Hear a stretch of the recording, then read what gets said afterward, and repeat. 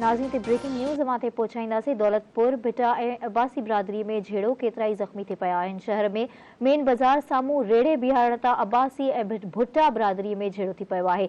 अहम ख़बर बाबति तव्हांखे आगाह कंदासीं। झेड़े दौरान लतुनि ऐं मुकनि जे वसकारे सबबि शहज़ाद अब्बासी, नईम अब्बासी ऐं ॿिया ज़ख़्मी थी पिया आहिनि।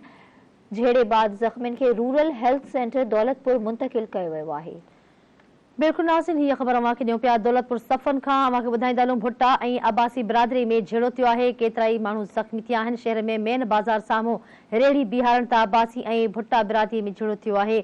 झेड़े दौरान लतुनि ऐं मुकनि जे वसकारे सबबि शहज़ादे अब्बास, नईम अब्बासी ऐं ॿिया ज़ख़्मी थी पिया आहिनि। जॾहिं त झेड़े बाद ज़ख़्मियुनि खे रूरल हेल्थ सेंटर दौलतपुर मुंतक़िल कयो आहे। हीअ ख़बर अवांखे ॾियूं पिया नाज़रीन दौलतपुर सफ़न खां।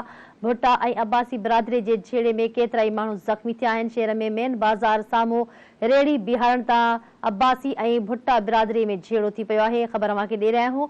झेड़े दौरान लतुनि ऐं मुकनि जे वसकारे सबबि शहज़ाद अब्बासी, नईम अब्बासी ऐं ॿिया ज़ख़्मी थी पिया आहिनि। झेड़े बाद ज़ख़्मियुनि खे रूरल हेल्थ सेंटर दौलतपुर मुंतक़िल कयो वियो आहे। जी नाज़रीन, हिकु भेरो ॿीहर अवां ताईं ख़बर पहुचाईंदासीं। दौलतपुर सफ़न भुट्टा ऐं अब्बासी बिरादरी में झेड़ो थी पियो आहे। केतिरा ई ज़ख़्मी। शहर में मेन बाज़ार साम्हूं रेड़ी बीहारण तां अब्बासी ऐं भुट्टा बिरादरीअ जे दौरान झेड़ो थी पियो आहे। झेड़े बाद ज़ख़्मियुनि खे रूरल हेल्थ सेंटर मुंतक़िल कयो वियो आहे।